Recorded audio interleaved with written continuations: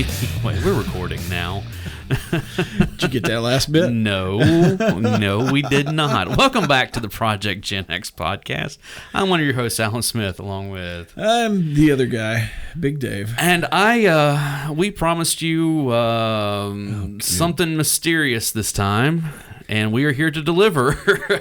Evidently, Alan's been digging through the attic, and he found it wasn't even in the attic. It's just in a box in a closet. He found a bunch of old VHS tapes. Yes, I did. That were mysteriously labeled music videos. That's all it said. I found two of them that said music video. So I was like, which one do you want to do? And Dave was like, I don't know, you pick one. So I picked the one that looked the oldest is what I did. Oh, and there were some gems. It's from 1991. You're going to have to let me borrow the tape so I can digitize some of this stuff. Yeah, I was looking at that. I was like, I could do it. I could do it because I've got the stuff for it. So so do I, but yeah. I've also got the editing software. Well, there is that. Yeah. But yeah. To break it up into clips. So we watched 2 hours of this tape.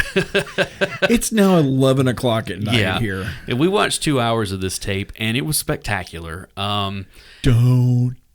No. We'll talk about it.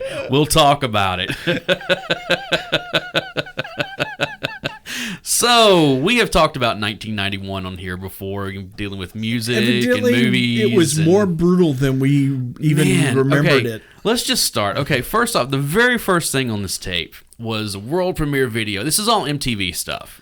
Everything on here is off MTV. So far has been off MTV. Okay? Yep.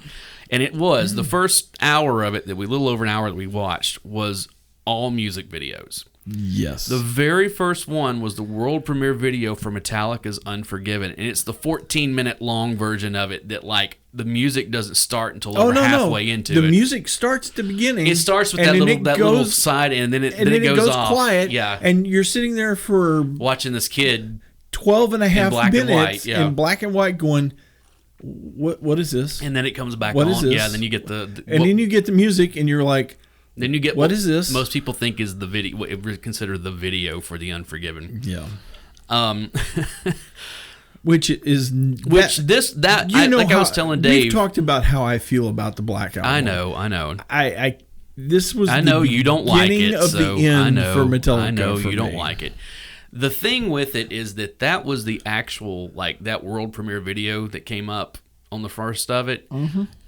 That was the world premiere video. Yeah. I knew, I remember them, hey, on this night at such and such time, we're going to be we're premiering the world, it's going to have the world premiere of the new Metallica video, you know this. And so I sat there and I was watching television and hit record on the VCR because hey, I'm going to get this. So I'm going to preserve this for posterity. It wasn't even that. It was at the time. It was so I can go back and watch it over and over again. That's what it was. Which I think I've probably watched that video 3 or 4 times total, counting tonight. Yeah, that particular version of it. Because that's a terrible video. Yeah. So that's a terrible. What is it with? I'm going to have to replace this mic. There you go. Just don't bump into it. I think it'll be fine. So, So that was the first thing right off the bat. Yes. What was the second video? Now I can't remember. It's Motley Crue. Was that the second video? Yeah. Was it? No, it wasn't. Are you sure? No. The second video was Wild Side. Marky Mark and the Funky Bunch. See, another black and white video. I'm already trying to block it out of my head because it's that guy. Yeah, Marky Mark and the Funky Bunch, Wild Side. Sampling Lou Reed. Of all the years of having the Funky Bunch with him, he never introduces them ever. They're just always some dudes walking behind him. Yeah. And of course, we're making fun of it the entire time, because it's one of those things that nothing says I am making a socially conscious video, about real world problems than having Marky Mark shirtless tell you about all the bad that's going on in the world. Yeah. So it's because Charles was the culprit. So and he was really, really stretching on some of those rhymes. It was somebody else was writing those for him. But it was really okay, you forced that one in there. Yeah. Okay, that's yeah. There's a reason people only remember Good Vibrations. Okay, let's be honest. It's and the Calvin Klein commercials. Those are the two things people remember. Right, and of course, now that he's a big movie star, but. Yeah. Mocky Mock. So, it's... Then it was Motley Crue. Then it was Motley Crue's 1991 video for Home Sweet Home. Because they had put out their Decade of Decadence, which was basically a greatest hits. Yeah. And they had re-recorded that song, and so they put out a new video, again, in black and white. Yeah. Black and white was really big in 1991. Well, then we had the Boyz II Men. It's So Hard to Say Goodbye to Yesterday. And it was pretty much all black and white, except for where they go in and it was mostly black and white. Yeah, there were about half the videos black and white, but then they would have their ties would be blue or something. That was the big thing in the 90s, is having a black and white video with specific pieces of clothing colored, and it was or something in the. It was a throwback to the movie Rumblefish. A little bit, yeah. Well, there was in the late 80s, going into the early 90s, there was a big deal with that, like in commercials and in music videos and even in movies. Oh, yeah. I mean, it really was. It's one of those things where it was like, oh, look, everything's black and white except for the pinks, or except for the blues or the greens or the whatever, type stuff. And you had to go in, you had to color those frame by frame. Yeah. It was not a cheap endeavor. So far, we've got... I did not touch this thing. It just started doing it again. So far, we have got Metallica, Marky Mark and the Funky Bunch, Motley Crue, Boyz II Men, and then we got into the Guns N' Roses of it all, because there was the video for Don't Cry, which I still think is a great song and music video. Yep. There was the music video for Live and Let Die. Yeah, Live and Let Die, Knocking on Heaven's Door. Nope. We never saw Knocking on Heaven's Door. Yeah, we did. No, we didn't. Not in a music video form. We saw it on something else that we'll get to in a minute. Maybe you're right. Yeah. But those two videos we saw... And the thing is we saw all these videos multiple times. And Adam's Groove was one of them. MC Hammer. Which is great because, it was for the Addams Family movie. And the entire cast was in the video. All of them. On the Addams Family movie set. I know. It's kind of cool because, you see Raul Julia and, what's her name? Morticia. I just had it. I can't pull it. But yeah, and of course you see Christina Ricci, very young Christina Ricci is Wendy Adams, and the one that was missing though was Fester. You saw Fester in video, right? But movie clips. He wasn't in any of the other stuff. I think. No, he wasn't. You might be right. He wasn't, and it was Angelica Houston. That's who it was. Yeah, there you go. It just finally popped in my head. But yeah, you see them dancing with Hammer, and at one point they're Hammer and Raul Julia are sword fencing. Fighting. They're fencing, and that kind of. It's like, okay, this is because Hammer's been kissing on Morticia. Yeah, it's pretty interesting. Oh yeah, this is you could do this kind of stuff in 1991. You could get Raul Julia to be in your soundtrack music video. It's back when music videos actually kind of mattered. I know, and they were a big thing. What other? Oh, we saw the video for Hard to Handle, Black Crowes. Yes, which is my least favorite song from them. Now, here's the thing: there was some other stuff on here. Okay, commercials. There's commercials from the era which. Some of them were spectacular. There was the TurboGrafx 16 commercial, which was great. $99.99. Yeah, I know. Turbo. Then there was the Super Nintendo commercial with Paul Rudd. Yes, which was with a very young Paul Rudd, but he still looks the same 30 years later. Yes, he's a time traveler. He really kind of is. Yeah. Paul Rudd has looked the same for as long as he's been around. You also had the Final Fantasy II commercial. Yeah, well, it was a Final Fantasy commercial, but that was actually in this other thing that we're going to talk about. But yes, it was a Final Fantasy II for the Super Nintendo and Final Fantasy Legends for the Game Boy. Oh, that's right. They were both in the same commercial. Chill out, Dad. Yeah. Now, Chill out, Dad. There was a video. There was one commercial we saw that was a public service announcement. It was from the U.S. Department of Health. Yes, it was. And it was like it's very extreme close-ups of a guy. It looks like he's getting dressed up for a party in a suit. Right. And, it's like saying, he didn't plan on being the best athlete in school. He just did. He just did. Yeah, he didn't plan on getting straight A's. He just did. He didn't plan on graduating at the top of his class. He just did. And then the very last thing is this pull up, and it shows that he's in a coffin. It says he didn't plan on getting AIDS. He just did. Don't get AIDS is the tagline on this thing. And we're not trying to downplay AIDS. It's just like the whole "don't get AIDS." It's like, oh, really? It's that simple? We're just not going to get AIDS? Okay, that's fine. Oh, we could just choose not to get it. How about some information on how it's actually... But yeah, the tagline on this thing was "Don't get AIDS." It didn't say "Don't get AIDS, do something," or "Don't do something." It just said "Don't get AIDS." It was like, these are the risky... Yeah, none of that stuff. None of it. Of course, this is also pre-internet, so there's like, no, go to this website and whatever. It's like, hey, you might want to protect yourself. You might want to actually have protected. If you're going to do this, you might want to do that. Yeah, it was so crazy. Don't get AIDS. Yeah, I mean, it was just like, wow, that is wow. Thank you, U.S. government. That is so informative. So I'm trying to think some of the other. Oh, there was the. We're gonna have to clip these up and get them on the YouTube channel. Yes, we're definitely gonna get these on our YouTube channel because they deserve to be seen. And not necessarily the music videos. We can link to those, because I'm sure they're all available on YouTube. The Spike Lee, Levi. Oh, there were so many 501. The 501 commercials. Those were all Spike Lee commercials. I know, and there were tons of them. There were tons of them. The Levi's Big Jean commercial. I know, was and right off the bat, and I'm trying to think what else. Some of the commercials I can't even remember. Oh, the local commercials. There was that one for a local pawn shop for Tolliver's here, which I don't even think is around any longer.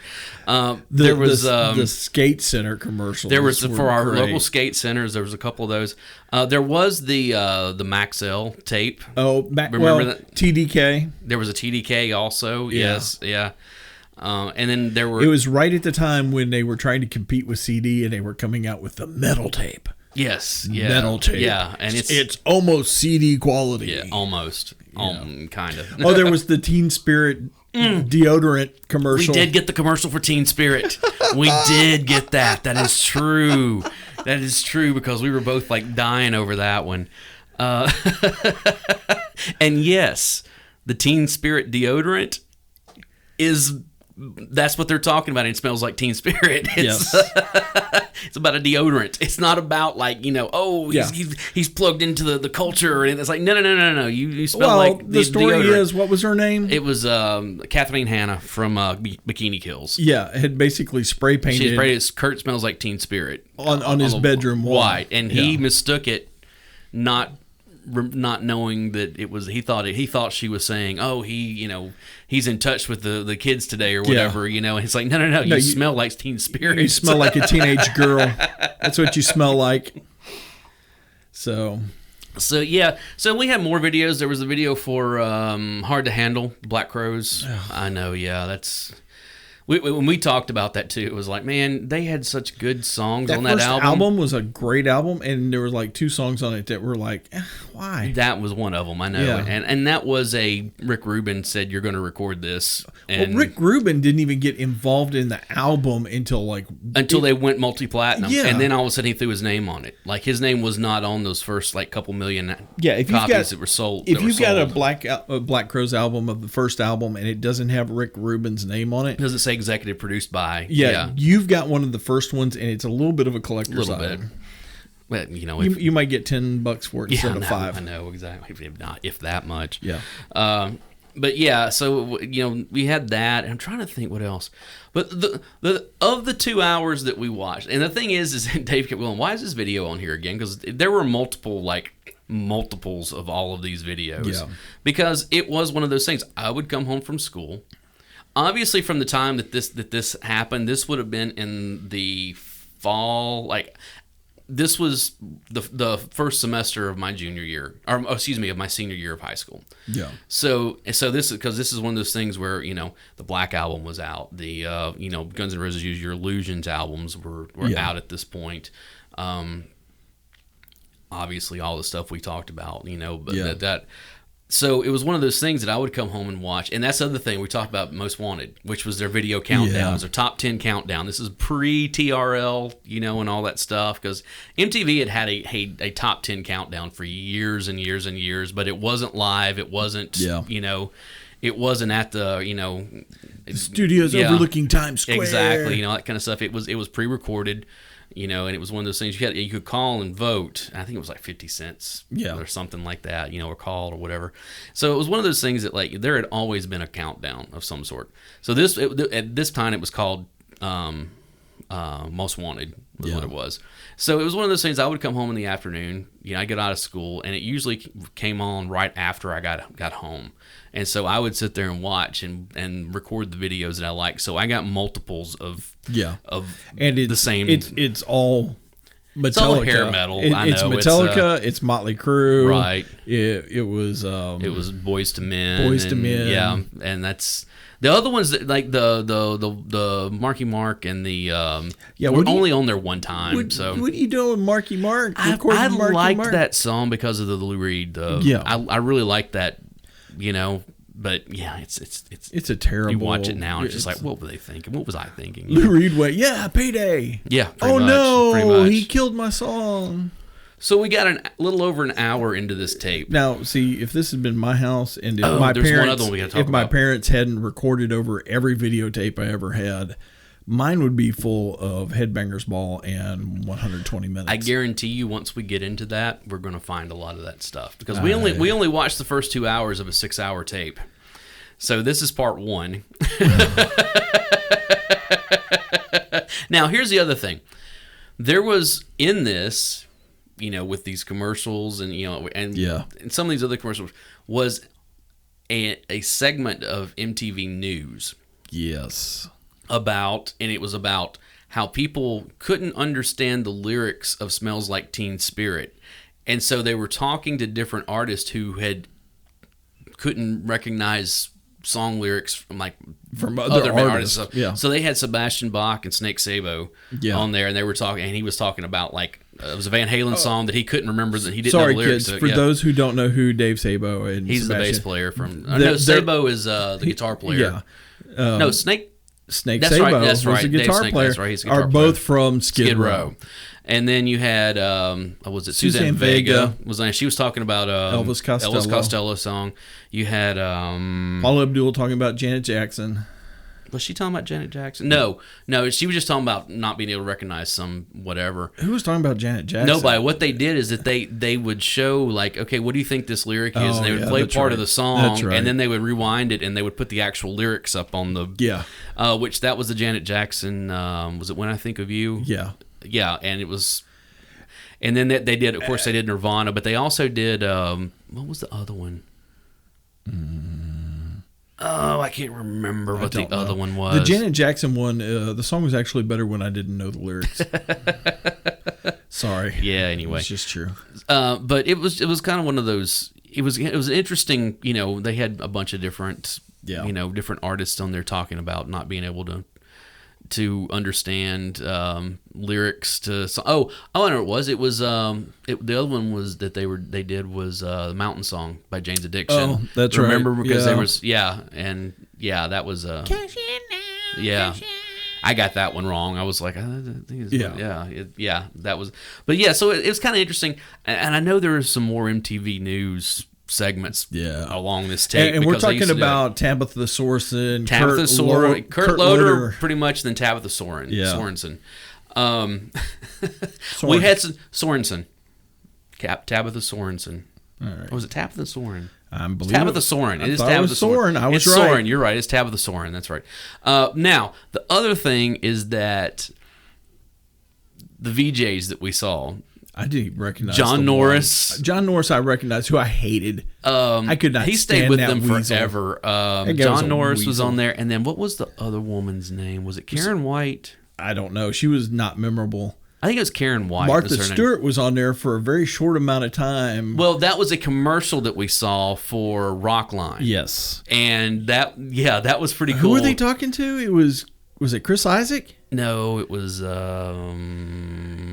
were they talking to? Get ready to call into Rockline and talk to some famous music. And I think it was like $1.99 a minute or something. Yeah. No, because that was a live show that they had.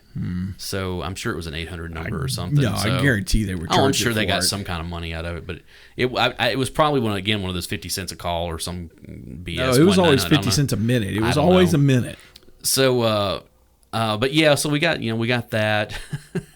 And then we got a bunch of commercials for the New Year's Eve ball 1992. Where you're going to get a double barrel shotgun of Guns N' Roses. As you can tell, Dave really paid attention and loves to do voices. So the voices were. Did you see who all was going to be in this though? It was Hammer. Hammer was hosting. Yeah. The Chili Peppers played. Was it EMF? EMF was playing. Who else? I can't remember who else. And then there was the Guns N' Roses. But see the thing, because every commercial was loud and angry and screamy Sunday. And we saw one of the little interstitials later also that was very, very Soviet Russia. Oh no, straight up Soviet Russia. It was MTV, the da-da-da-da-da, type thing that they would do. Is just like no, it was straight up Russian. Mm-hmm. It was like it was very communist, is what it was. It was like people marching in the streets and and all that kind of stuff. It's like wow, this had MTV on a red flag, right. And people holding up cards voting. Yeah, and I think there was a bread line. Yeah, I don't know, and it was a very interesting mix of things. And like I said, I guarantee you, because we're only like a third of the way through it at this point. Yeah, there's a lot more, and there's another tape. And I don't know if that tape is older or what. So I have no idea. I literally did not preview any of this. I was just looking through. So I was like, oh, this one says music videos. Oh, this one says music videos. We'll look at these. Now, the second hour. The second hour was because they advertised it. This weekend, you watch the 1991 The Year in Rock. Because MTV used to do that every, they would do an hour long, Yeah.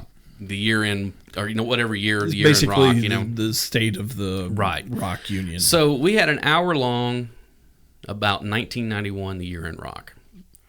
It started off with a segment about how the concert industry was down 20% from what it had been prior, and how record sales were terrible now. And how the economy was tanking. Yeah. And because the economy was tanking, people that had been playing to 15,000 people were now having trouble playing to 3,000 or 4,000. And there were some big acts in it. Even Sting is having trouble selling tickets right now. And that was, they showed a Mellencamp concert where it was like hardly anybody there. There might have been 200 people. Yeah, it was just like wow, big stadium. And they were showing like concerts tours that were canceled and stuff. Yeah. And some of them were like, one of them was like it was Judas Priest, and what would say it was Judas Priest, Alice Cooper, Motorhead, Dangerous Toys, and who was the other one? Who was the Metal Church? That's who it was. Yeah. And I was like, dude, I would love to see that show. Yeah. And and there were some other ones. It was like Jellyfish and X and King's X and Primus. Yeah, it was Gathering of the Tribes. Yeah. There were several of those where it was like, man, dude, these were like, I would seriously go to something like this. Yeah. Now, here's the funny thing. Do you know how much concert tickets were in 1991? Well, I was getting grass seats out at Starwood for like $15 a pop. Oh, it was less than that, I'm sure. In 91. Because the thing is that I went to see, my first concert was that year. It was ZZ Top and the Black Crowes. Yeah. It was early in the year, and I think the ticket was like It was a general admission ticket at Municipal Auditorium. Yeah. And the ticket was like $17. I mean, that was $17, you know? Yeah. I remember, like, even into the mid-90s, paying less than $20 for, like, good seats at, you know, like, concerts. We'd always go to sit in the grass. It depends on who it was. Sometimes, you know, because you can always get, like, because they usually would have, like, $10 grass passes or something, you know? Sometimes they would have $5 grass passes, depending on who it was. I remember what my first show out at Starwood was, because I went with Tony Summers and his family. We rode in the back of an S10 pickup truck. Mm-hmm. We stopped at some barbecue joint on Dickerson Road and picked up sandwiches somewhere and drove to Starwood. It was me and Tony in the back of the truck, and it was Driving and Crying, Bad Company, and Leonard Skinner. There you go. It's like, okay. Yeah. That sounds about right for early 90s around here. I saw one of those. I guess it was Bad Company and Nugent that was out there. I may have gone to that show with you, because I remember going to that show. No, you didn't go with me. I remember who I went with, and the thing is I got the tickets like the day of. It was like Spirit of the Wild was the show that he came. He was out there shooting his bow on stage with flaming arrows. He did do that. He did do that. Yeah. And, no, this is Spirit of the Wild. It may have been. I don't know. I know that Bad Company was on their third lead singer by that point. Yeah. You know, and but yeah, it's we're getting off.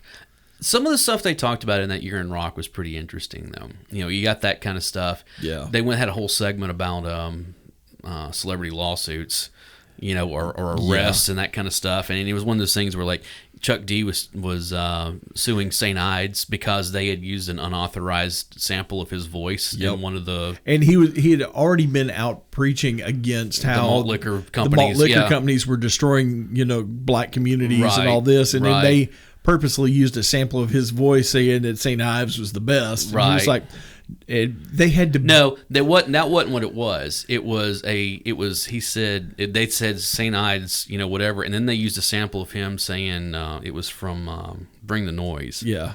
What was this? I forget what it was, but it was one that's like, I recognize that. As a matter of fact, they used two different samples in there. When they interviewed Chuck D about it, he's like, no, I saw it as a slap in the face. And then they had to beep the rest of the interview. He goes, it was basically, I am suing those. Because those used my. Right. And I'm going to get them, man. Yeah. And go Chuck. I mean, I've always liked Chuck D. Yeah. So it's I'm trying to think who were some of the other ones. Oh, that was the year that Paula Abdul was sued by her backup singer. Well, it wasn't a backup singer. It was a studio singer who claimed that she sang co-lead on those songs. Right. Because let's be honest, Paula Abdul can't sing. Okay, I'm sorry, she can't. She's a choreographer. Yeah, but the thing is like all of that is studio tricks that you hear on those albums. There's a reason why you never actually see her sing live. Yeah. And so one of the things that I remember when that happened, that was kind of one of those dirty little secrets that the music industry did, where they would have someone who was a stronger singer sing along. Like they would record their vocals and then have like Paula Abdul sing over top of it. And they would kind of mix them together to form you know, types of it was a very common practice at the time. It's pre-Pro Tools, and so it was kind of, you know, and pitch, you know, the what is it, autocorrect or auto-tune, auto-tune, you know, and all that stuff.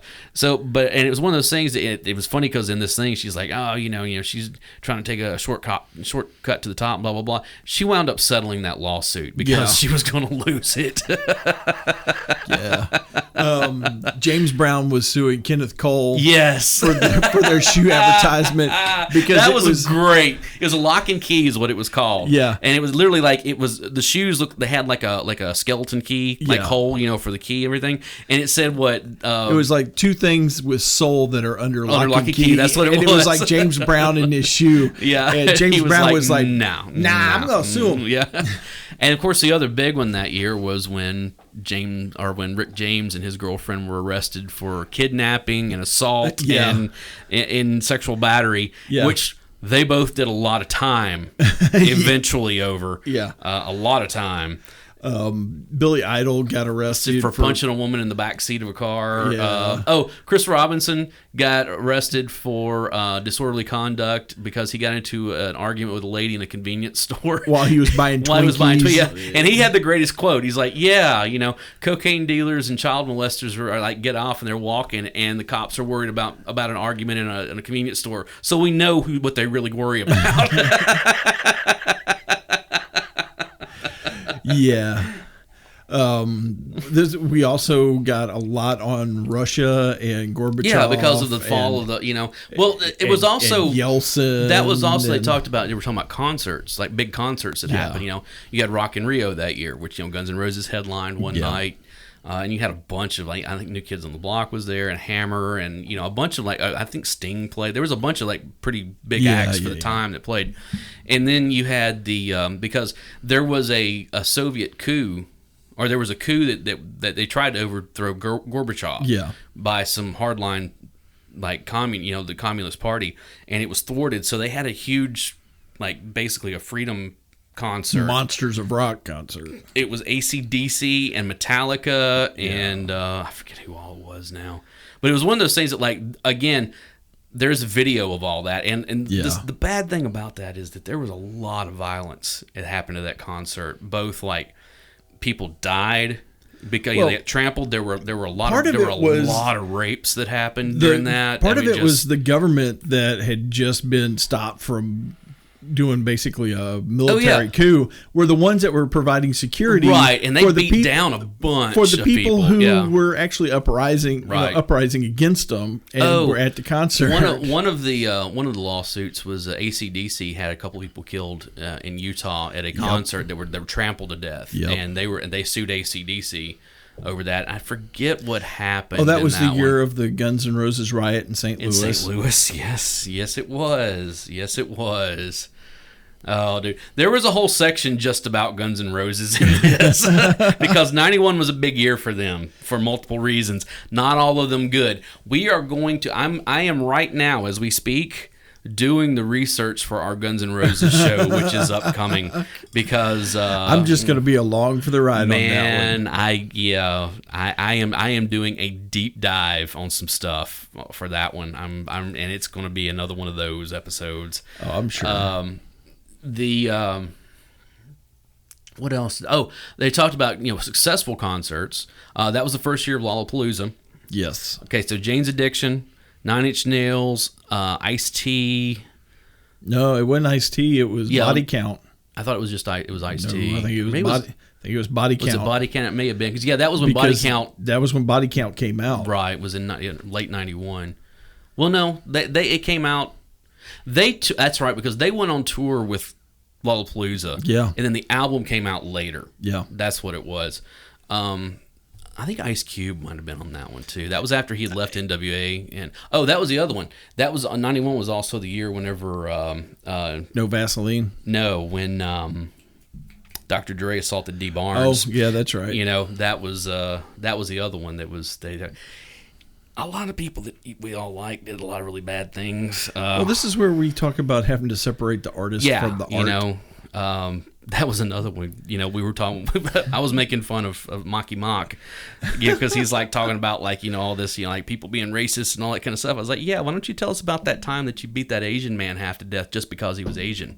Yeah, he legitimately did time in prison for a hate crime when he was a teenager. So I get it. People change. Yep. But that's one of those things that people don't talk about. It's kind of like you don't hear a whole lot about what happened with D. Barnes. You don't hear a whole lot about a lot of stuff. That was back in the day where you did your time, and you tried to correct yourself and change as a human being and then move along. It's not like people digging cancel back. Culture. Yeah, I know. I'll say it. Yeah. Something you said 10 or 15 years ago, and now they want you to lose your job and everything else. And it's, I know. It's I'm not the same person I was a year ago. That was one of the things they talked about was the PC, political correctness becoming a thing. And they were talking about hey, it's no longer black, it's African American. It's no longer disabled. It's differently abled. Yeah, and then it wasn't no short. It was vertically challenged.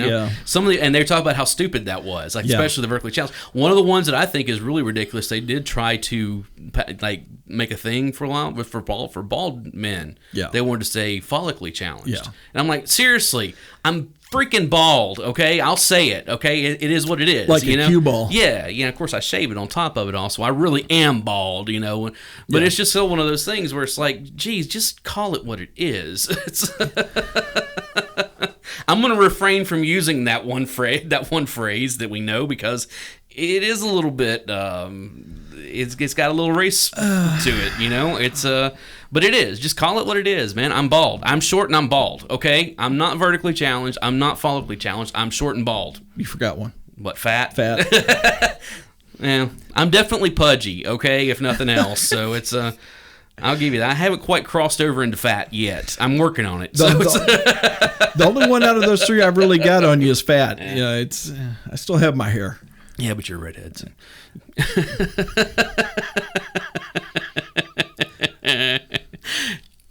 Did you see the meme? That reminds me, the meme with it was Daniel Craig and the Queen. Yes. Walking. You take the wife 007. I'm going to take care of the little ginger prick. Yeah, I saw that one. That's pretty awesome. We don't like ginger. We like special edition. Oh, is that what it is? Yeah, collectible. Okay. Yeah. Yeah. No. Just because they call me Daywalker. I was saying, like, yeah, what? Evil to the core. Not evil to the core. No soul. That's not true. We have hundreds of souls. Just other people's. Yeah, I know. We eat them. But yeah, we got the amount of stuff that was on this VHS I know. tape. And it was just, and like I said, we're only a third of the way through it. I don't even know what's after this. Yeah. But what else did they talk about in the year in rock? Of course, they talked about, like people who died. There was that. We had, of course, in '91 we had Eric Carr. Eric Carr, which was one that I had forgotten. I mean, I knew that he died when I was in high school. Yeah. Eric Carr was the drummer for a long-time drummer for Kiss. He died of cancer. Miles Davis had a stroke and died Miles that year. Davis. Connor Clapton. That was the year that he met his demise, unfortunately. At 45 years old, I think it was. Fell out a window. And we got the song "Tears in Heaven" because of it. Of course, Freddie Mercury was the big one. Yeah. That was late. Michael Landon. Michael Landon died that year. Who else did they? There was a bunch of them. What's this from the Temptations? Pharrell? He was also the voice of Audrey 2 on. I can't think of the gentleman's name. That's gonna kill me. Well, I should have been taking notes. Yeah, I thought about that also. But I was in shock at some of the stuff I was seeing. Don't get AIDS.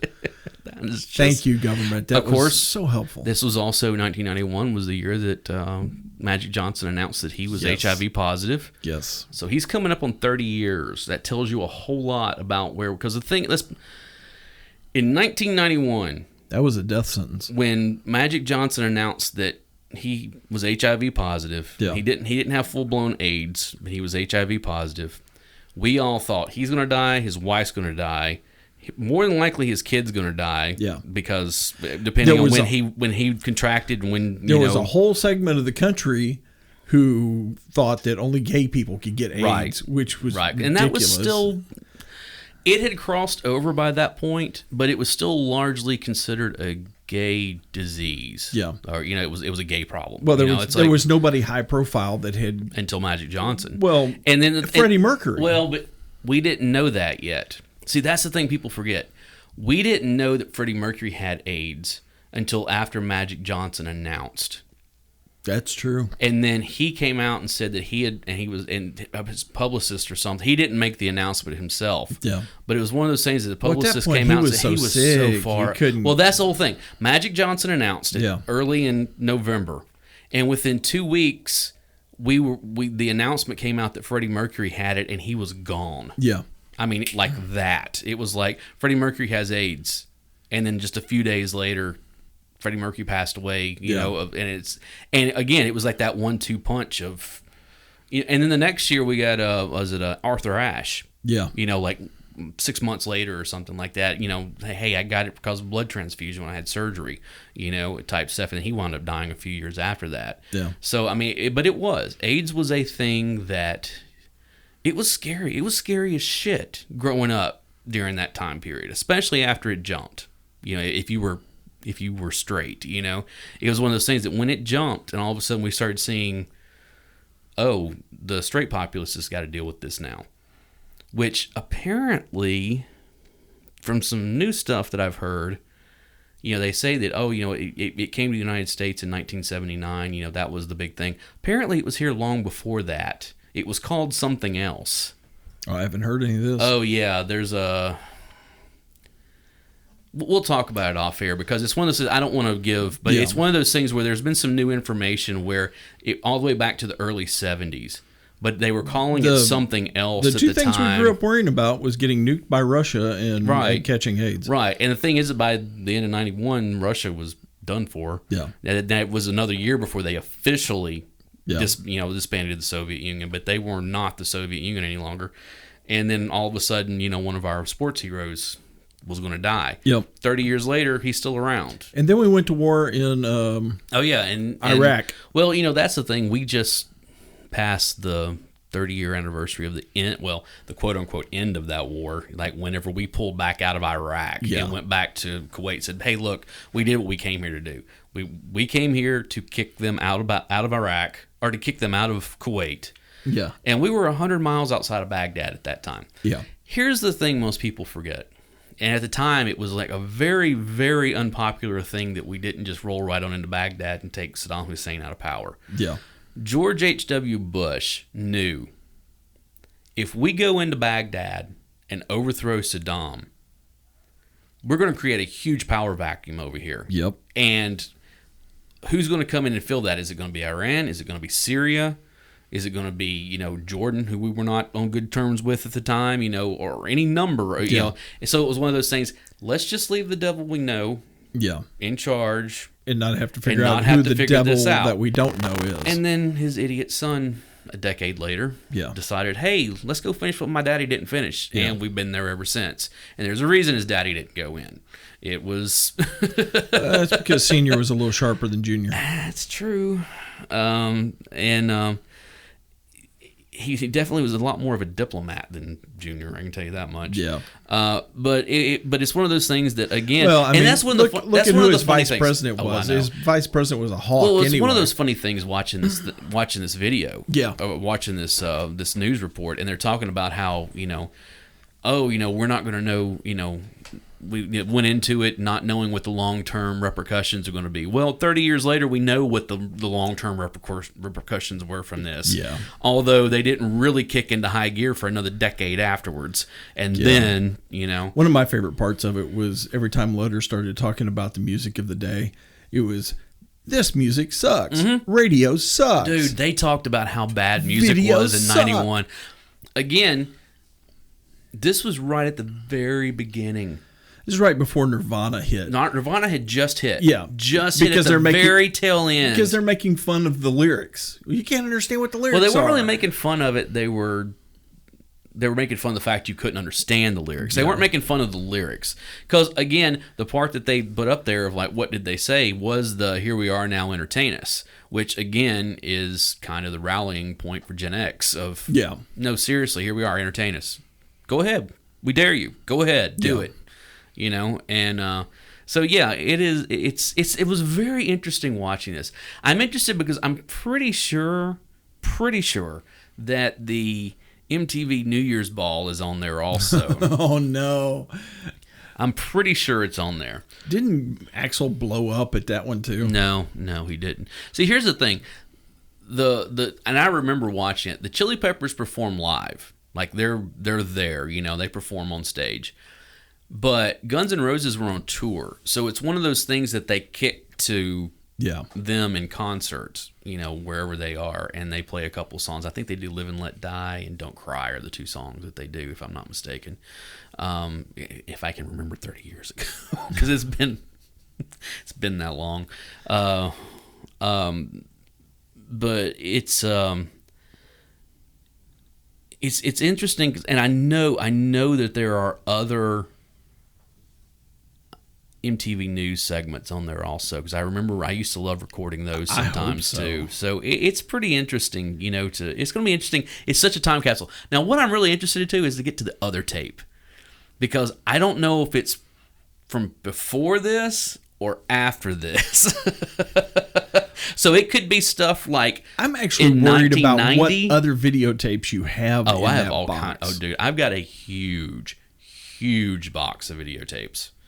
In that, I've got about 4 boxes of videotapes. Oh, no. Some of them are labeled, some of them are not. I know there's a lot of concert videos, where I'd like back when eBay, oh hey, I really like this band. Let me go see what bootleg videos are available, and I have all kinds of Counting Crows and Concrete Blonde and U2 and Springsteen and a whole bunch of stuff Motley Crue. I've got a Motley Crue that I gave you of a concert that we went to. I think it was a concert I know I went to. I'm not sure if you went with me to that one or not, but yeah. So it's like, okay, here you go. This is a show that happened here in Nashville out at Starwood. The only time I saw Motley Crue at Starwood, they had.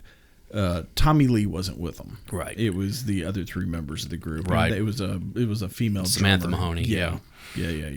And see, I saw them with Randy Castillo, and then I saw them with Samantha Mahoney also. See, I'm actually feeling a little ripped off right now because I actually went to go see Motley Crue on the farewell tour, and now they're back out on tour. And now they're going to be back out on tour with JoJo. You knew. Oh, I knew. Yeah. Everybody. Anytime somebody says this is it, this is our farewell tour. This is a farewell for now tour. Although Ozzy is supposed to be doing his No More Tours too. Yeah. Because Ozzy's not looking too good. Well, these days. He's got Parkinson's. He's in his. He's got Parkinson's. Does he have Parkinson's? I think that's what they said. I know that the reason that he originally was going to retire when he did that No More Tours tour, which box, was because they thought that he had Parkinson's, and then they got a second opinion and come to find out he didn't have it, and so he kept going for another almost 30 years now, but I did just see here recently that the No More Tours Tour 2 is getting ready to kick off whenever everything opens back up. But I don't know. I mean, the thing is, he's in his 70s as it is. He can barely get around, and so that doesn't surprise me that he's going to call it a day. They have to eventually, I mean, that's. It was January 21st of last year that they said he's got a Parkinson's disease diagnosis. Okay, all right. They even did a big interview. Okay, that's fine. I mean, like I said, I know that they gave him a prognosis once before, and then he got a second opinion, and they were like, no, you don't have it. Now it might have been one of those things where he was pre. Yeah.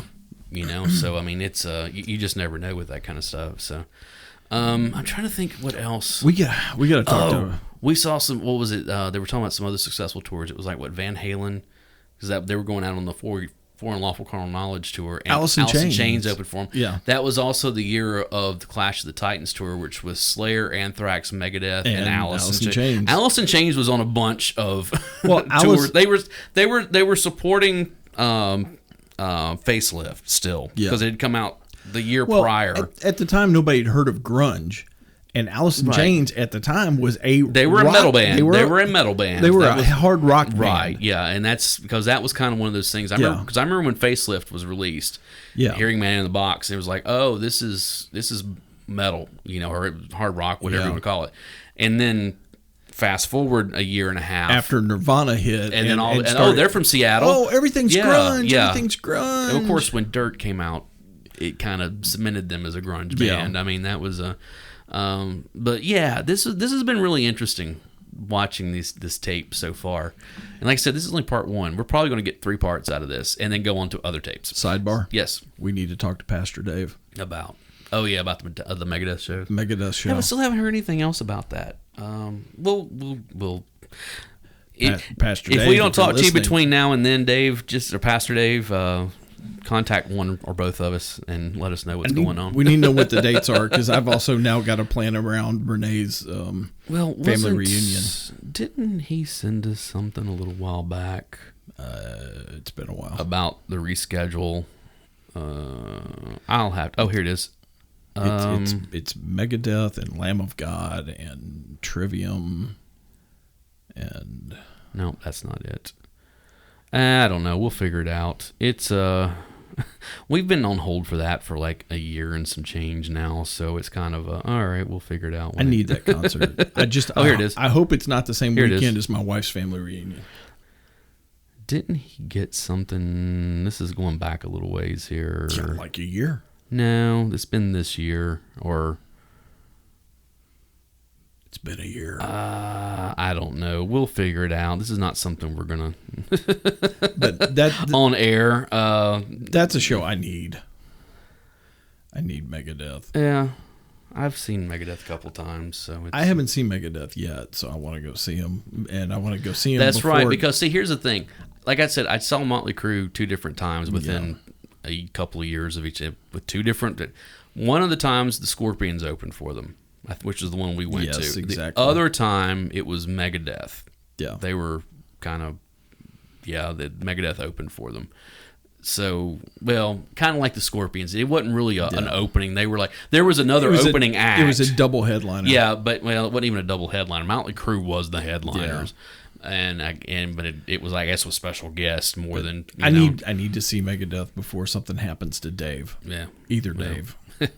Well, it's like I said, I've seen them a couple of times. I saw them back in the mid '90s when Euthanasia was released, and then I saw them, on that whatever that one was in the early 2000s, I guess.